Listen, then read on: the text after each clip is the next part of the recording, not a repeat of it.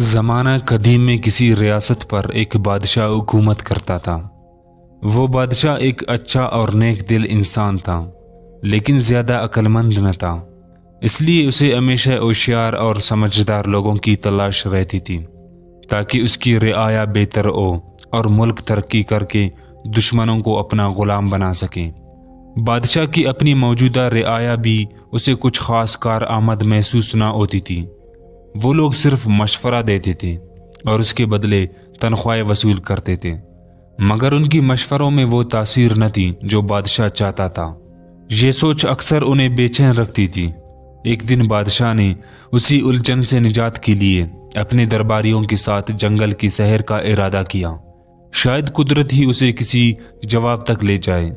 بادشاہ جنگل پہنچے اور خوب سیر و تفریح کے بعد واپسی کا سفر شروع کیا تو راستے میں ان کی نظر ایک عجیب منظر پر پڑی۔ ایک شخص ایک بڑے درخت کے نیچے بیٹھا ہوا تھا اور وہ خود سے باتیں کر رہا تھا، جو دور سے پاگل اور عجیب سا لگ رہا تھا۔ یہ دیکھ کر بادشاہ رک گئے۔ ان کے دل میں خیال آیا کہ یا تو یہ شخص پاگل ہے یا پھر غیر معمولی ذہانت کا مالک ہے جو اپنی ہی دنیا میں گم رہتا ہے۔ تجسس کے مارے بادشاہ اپنے درباریوں سمیت اس شخص کے قریب جا پہنچے اور اس سے گفتگو شروع کر دی۔ وہ شخص بظاہر آدھا پاگل لگتا تھا، لیکن اس کی باتوں میں ایک عجیب کشش تھی۔ بادشاہ نے نرمی سے سوال کیا، اے نوجوان، کیا تم پاگل ہو جو خود سے باتیں کر رہے ہو؟ یہ پاگل بادشاہ کی پوری سلطنت بچائے گی، اس بات کا کسی کو گمان تک نہیں تھا۔ لہٰذا پاگل شخص نے مسکرا کر جواب دیا، پاگل تم ہو اور تمہارا سارا رعایا، میں تو بالکل ٹھیک ہوں۔ میں تو صرف یہ چاہتا ہوں کہ اس جنگل کو کاٹ کر یہاں شاندار محلات تعمیر کی جائے اور ان محلات کا بادشاہ میں خود بنوں۔ اس کی بات میں عجیب اعتماد اور بے باکی تھی جو کسی عام پاگل کی بس کی بات نہ لگتی تھی۔ بادشاہ اور درباری اس کی جواب پر حیران رہ گئے، کیونکہ ایسے جملے یا تو کسی دیوانے کے ہوتے ہیں یا پھر کسی ایسے شخص کے جو دلیر اور غیر معمولی ذہانت کا مالک ہو۔ بادشاہ کچھ دیر تک خاموشی سے اسے دیکھتا رہا، پھر درباریوں سے اس شخص کے بارے میں مشورہ کیا تو ان کے اندر چھپے لالچ نے فوراً سر اٹھا لیا۔ وہ آپس میں چپکے باتیں کرنے لگے۔ کسی کے دل میں یہ خدشہ تھا کہ اگر یہ شخص بادشاہ کا مشیر خاص بن گیا تو ہم اس کی تابع بن جائیں گے اور ہماری اہمیت بھی کم ہو جائیں گی۔ دھیمی سے ایک درباری نے کہا، یہ خطرہ ہے، کہیں ایسا نہ ہو کہ یہ ہم سب پر حاوی ہو جائے۔ دوسرے نے جلدی سے بولا، نہیں، یہ تو آدھے سے زیادہ پاگل ہے، ہوشیاری کی تو اس سے بالکل امید نہ رکھنی چاہیے، لہٰذا بادشاہ کو کہے کہ اسے اپنے ساتھ لے جائیں۔ درباریوں کا ماننا تھا کہ یہ شخص ہمارا کیا بگاڑ لے گا، لیکن خدا کو کچھ اور ہی منظور تھا۔ بالآخر درباریوں نے بادشاہ کو یہ مشورہ دیا کہ اسے محل لے جایا جائے۔ اگر بہادر نکلا تو کام آئے گا، اور اگر واقعی پاگل ہوا تو اسے بعد میں چھوڑ دیں گے۔ بادشاہ نے درباریوں کی رائے پر عمل کرتے ہوئے بسم اللہ کہا اور کچھ دباؤ ڈال کر اس شخص کو اپنے ساتھ چلنے پر آمادہ کر لیا، مگر راستے میں اچانک اس شخص نے گھوڑے کو دوسری سمت موڑ دیا اور کوشش کی کہ بھاگ جائیں۔ بادشاہ اور اس کے درباری فوراً اس کے پیچھے لگا دی۔ تعقب کرتے ہوئے وہ اسے دوبارہ قابو میں لے آئے اور اسی راستے سے محل کی جانب روانہ ہو گئے۔ جیسے ہی وہ محل پہنچے تو حیرت انگیز طور پر وہاں لوگوں کی بھیڑ جمع تھی۔ سب خوشی سے نعرے لگا رہے تھے اور بادشاہ کو مبارکباد دے رہے تھے۔ بادشاہ اور اس کی درباری یہ دیکھ کر حیران رہ گئے اور پوچھا، یہ کس بات کی مبارکبادی ہے؟ لوگوں نے بتایا، بادشاہ، جس راستے سے آپ سیر کے لیے گئے تھے وہاں دشمن کی بھاری فوج گات میں بیٹھے تھے، زبردست اسلحے کے ساتھ۔ ہمیں تو یقین ہو گیا تھا کہ آپ کبھی واپس نہیں آئیں گے۔ یہ سن کر سب کی آنکھوں میں حیرت، شکر اور فکر کی ملی جلی کیفیت نمایاں تھی۔ لوگوں نے پھر خوشی سے کہا، بادشاہ سلامت، آپ تو بہت ہوشیار نکلے، آپ نے راستہ بدل لیا۔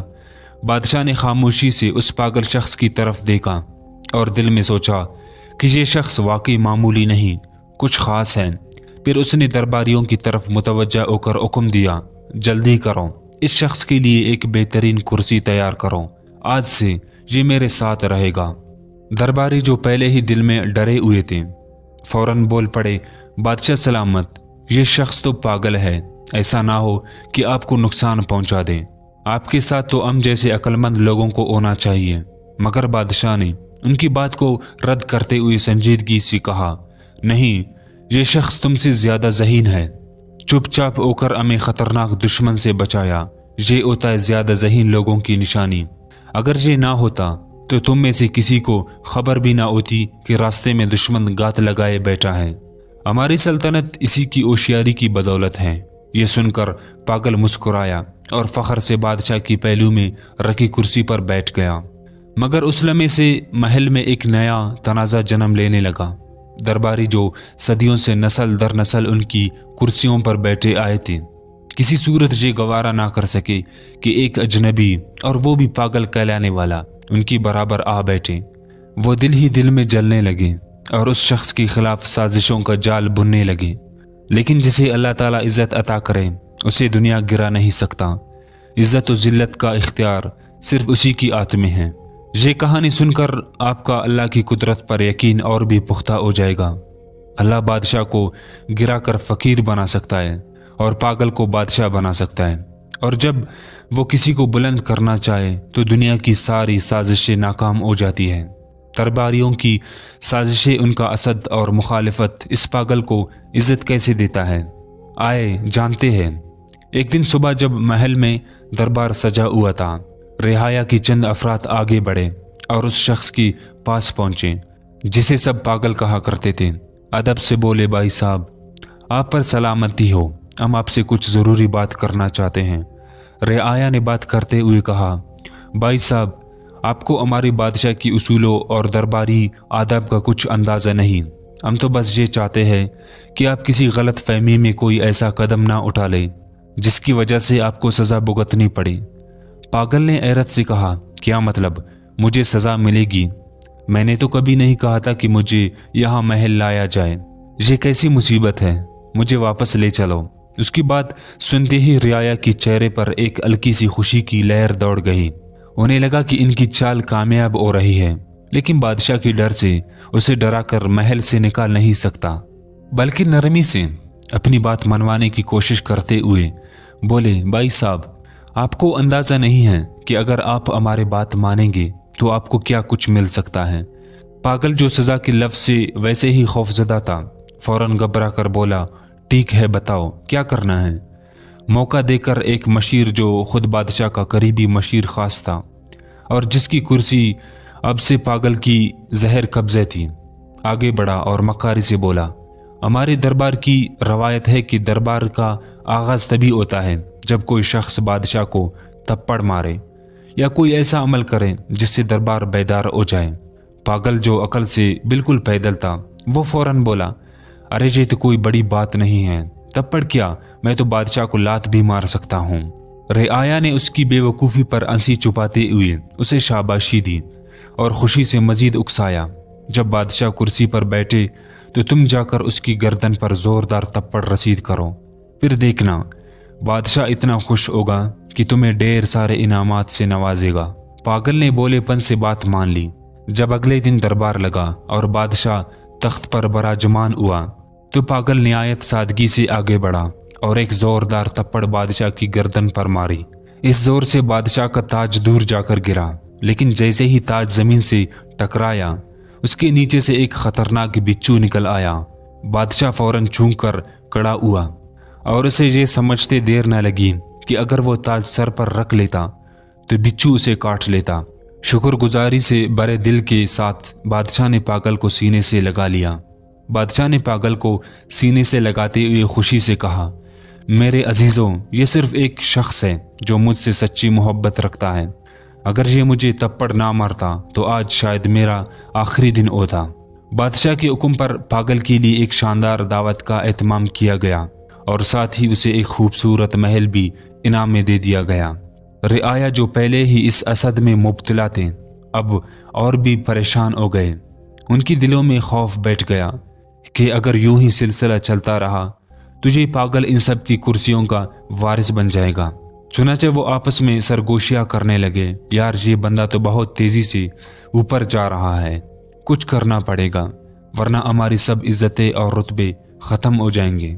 دوسری طرف وہ آدھا پاگل دل ہی دل میں سوچ رہا تھا، یہ رعایا تو واقعی بڑے سچے اور ہمدرد لوگ ہیں، دیکھو کتنا زبردست مشورہ دیا تھا۔ خوشی خوشی سے اس نے دل میں فیصلہ کر لیا کہ اب سے جو بھی یہ لوگ کہیں گے وہی مانوں گا۔ اگلے دن رعایا دوبارہ مشورہ کر کے اس پاگل کے محل پہنچے۔ وہ سب اندر سے تب رہے تھے مگر ظاہری چہروں پر مسکراہٹ سجائے بیٹھے تھے۔ ایک مشیر نے نرمی سے بات شروع کی، بھائی صاحب کل کی ترکیب کیسی لگی؟ اگر آپ تپڑ نہ مارتے تو بادشاہ آپ پر شک کرتا اور شاید آپ کو سزا بھی ہوتی۔ پاگل جو اب اطمینان سے محل میں رہ رہا تھا مسکرا کر بولا، ہاں بالکل، آپ لوگ بہت اچھے ہو، آپ کی ترکیب نے میری قسمت بدل دی۔ رعایا نے موقع غنیمت جانا اور اگلا چال بچھایا، لیکن یہ تو سچ ہے کہ جسے اللہ عزت دے اسے کوئی ذلیل نہیں کر سکتا۔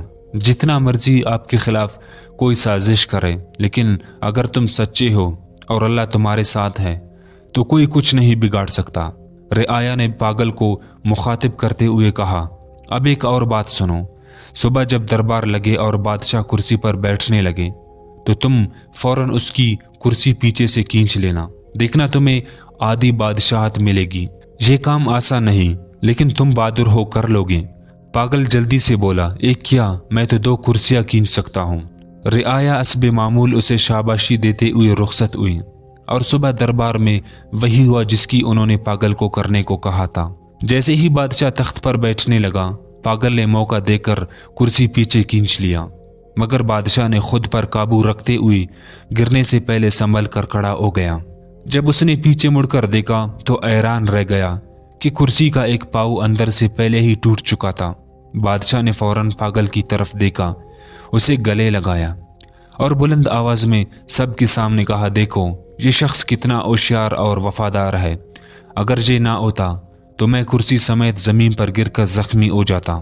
پھر اسے تمغہ امتیاز دے کر اپنی فوج کا جنرل منتخب کر دیا اور دربار میں ایک بار پھر اس کی بہادری کی داد دی گئی۔ یہ دیکھ کر رعایا سر پکڑ کر رہ گئے۔ وہ جو ہر بار اسے گرانے آتے اسی کی عزت میں اضافہ ہوتا رہا۔ اب وہ تنگ آ کر ایک دوسرے سے کہنے لگے، یار یہ کیسی مصیبت ہے، ہم تو چاہتے ہیں کہ اسے سزا ہو، بادشاہ ناراض ہو اور وہ پھانسی چڑھے، مگر یہ ہر بار بازی مار جاتا ہے۔ اب معاملہ ہاتھ سے نکلتا دیکھ کر مشیروں نے ایک گہرا منصوبہ بنایا، ایسا منصوبہ جو پوری سلطنت کو ہلا کر رکھ سکتا تھا۔ سب نے مل کر فیصلہ کیا کہ وہ بڑوں سے بادشاہ سے خفیہ رابطہ کریں گے، اسے جنگ پر اکسائیں گے اور وعدہ کریں گے کہ ہم تم پر حملہ کریں گے، لیکن بادشاہ کو اطمینان دیا گیا کہ رعایا سب آپ کے ساتھ ہے، سب ہم سنبھال لیں گے، بس تم نے صرف ہمارے جرنیل کو مارنا ہے۔ رعایا نے یہ خط بھیجا اور دوسری بادشاہت کی جانچ ہڑتال کے بعد وہ راضی ہو گیا۔ اب رہ گئی صرف ایک بات، اپنی بادشاہ کو جنگ پر آمادہ کرنا۔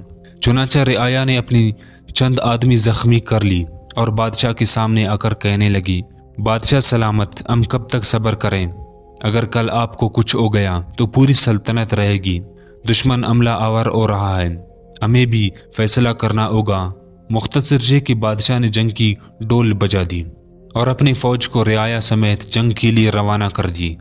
اب لشکر کا سپہ سالار پاگل ہے، لیکن سب مل کر بھی پاگل کا کچھ نہیں کر سکتے، صرف پشت پیچھے ہنس رہے تھے۔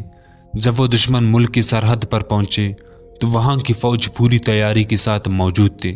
دونوں جانب کی افواج جب جنگل میں داخل ہوئی تو پاگل نے حکم دیا، صبر کرو، سب سے پہلے میں بادشاہ سے خود لڑوں گا، کیونکہ وہ کمانڈر تھا۔ پوری فوج رک گئی۔ پاگل نے زور سے آواز دی، اے بادشاہ باہر آ۔ دشمن بادشاہ آیا اور دونوں جنگل کے بیچوں بیچ آمنے سامنے کھڑے ہو گئے۔ اچانک ایک خونخوار شیر جھاڑیوں سے نکلا اور دشمن بادشاہ پر حملہ کر دیا۔ پاگل جو صرف اصل میں تلوار چلانا چاہتا تھا، دل میں کوئی ذاتی دشمنی نہیں رکھتا تھا، فوراً آگے بڑھا اور شیر سے لڑنے لگا۔ ایک سخت جنگ کے بعد اس نے شیر کو مار گرایا اور بادشاہ کو زخمی حالت میں اٹھا کر لایا۔ دشمن بادشاہ خون سے لت پت تھا لیکن زندہ بچ گیا۔ اپنی فوج کو دیکھ کر اس بادشاہ نے کہا، نہیں، لڑائی نہیں ہوگی، میں اس کمانڈر کو معاف کرتا ہوں، اس نے میری جان بچائی ہے، یہ نہایت بہادر اور ہوشیار شخص ہے۔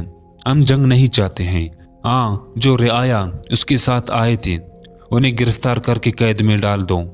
یہ سن کر پاگل نے فوراً تلوار نکالی اور گرج کر بولا، خبردار، اگر کسی ایک مشیر کو ہاتھ لگایا تو بادشاہ نے اس کی وفاداری دیکھ کر دل ہی دل میں کہا، کیا کمال کا بندہ ہے، دشمنوں کو بچاتا ہے اور خود کو بھول جاتا ہے۔ اب پاگل کا چرچا پوری ریاست میں ہونے لگا۔ اس کی بہادری اور سچائی نے سب کی دلوں کو جیت لیا، یہاں تک کہ بادشاہ نے اسے اپنی بیٹی کی نکاح میں دے دیا۔ رعایا جو پہلے ہی اندر سے جلے بیٹھے تھے یہ منظر دیکھ کر چپ تو رہے، لیکن ہر قدم پر ذلت کا بدلہ ان کا مقصد بن گیا۔ اب تو دونوں ریاستیں ایک بننے لگے، دونوں کی دشمنی دوستی میں بدل گئے۔ لیکن رعایا نے ایک اور نیا چال بننے کا فیصلہ کیا۔ ایک دوسرے سے کہنے لگے، اگر اس پاگل کو ہم نے نہ روکا تو کل ہم سب اس کے غلام بن جائیں گے، اسے ختم کرنا ضروری ہے۔ سب نے ایک زبان ہو کر کر دی، لیکن ان میں ایک بوڑھا مشیر بھی تھا، تجربہ کار اور دل کا نرم۔ اس نے بڑی کمال کی بات کر دی۔ وہ اٹھا اور نہایت سنجیدگی سے بولا، دوستو میری بات غور سے سنو۔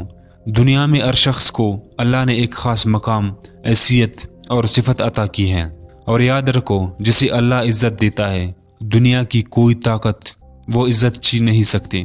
اگر تم نے اسے مار بھی دیا تو یاد رکھو اس کی عزت اور بھی بڑھ جائے گی، اور اگر تم یہ سمجھ رہے ہو کہ اس کے مرنے سے تمہیں تمہاری کوئی ہوئی کرسی واپس مل جائے گی تو تم دھوکے میں ہو۔ ایک دن سچ سامنے آ جائے گا اور تم سب اپنے انجام کو پہنچو گی، لہٰذا اللہ کی رضا پر رضا ہو جاؤ، اسی میں ہمارے لیے بہتری ہے۔ اس نے سانس لیا اور پھر نرمی سے کہا، تم سب صرف ایک بات سمجھ لو، وہ بظاہر لیکن اللہ نے اسے ایک نایاب صفت عطا کی ہے۔ اگر پوری ریاست بھی اس کے خلاف ہو جائے تو وہ اکیلا ہی جیت جائے گا، لہٰذا اس سے الجھنے کی بجائے خود سچائی اختیار کرو۔ سارے رعایا نے اپنے اسد پر توبہ کیا اور کچھ وقت بعد پاگل وفات ہوا اور رعایا پھر سے اپنے رتبوں پر فائز ہونے لگے۔ تو دوستو یہ کہانی عام لگتی ہے، لیکن اس میں ایک حقیقی سچ چھپا ہے جسے ہمیں تسلیم کرنا ہوگا، وہ ہے سچائی، قسمت اور اللہ کا کرم۔ ہمیں بھی کبھی کسی سے حسد نہیں کرنا چاہیے، کیونکہ اگر کوئی کسی رتبے پر فائز ہے اور کامیاب ہوا ہے تو وہ ان کی محنت کا صلہ ہو سکتا ہے، اس کی اچھی قسمت ہو سکتی ہے، یا اس میں ایسی صفات ہو سکتی ہے جس کی وجہ سے اللہ نے اسے وہ عزت دی ہے۔ کوشش کرے وہ صفات اپنائے، محنت کرے، سچائی اختیار کرے، شاید وہی عزت تمہیں بھی ملے، لیکن حسد نہ کریں۔ تاریخ اس بات کا گواہ ہے، منافق لوگ اور حسد کرنے والے لوگ کبھی کامیاب نہیں ہوتے، ہمیشہ میدان سچے لوگوں کا ہی ہوتا ہے۔ مجھے امید ہے آپ نے اس کہانی سے بہت کچھ سیکھا ہوگا۔ ہمارے چینل پر بہترین اور سبق آموز کہانیاں موجود ہیں۔ اگر آپ کو یہ کہانی پسند آئی ہو تو لائک کریں، کمنٹ میں اپنے رائے ضرور دیں، اور مزید ایسی دلچسپ اور سبق آموز کہانیوں کے لیے ہمارے چینل کو ضرور سبسکرائب کر کے گھنٹی کو دبانا نہ بھولیں۔ آپ کی حمایت کا شکریہ۔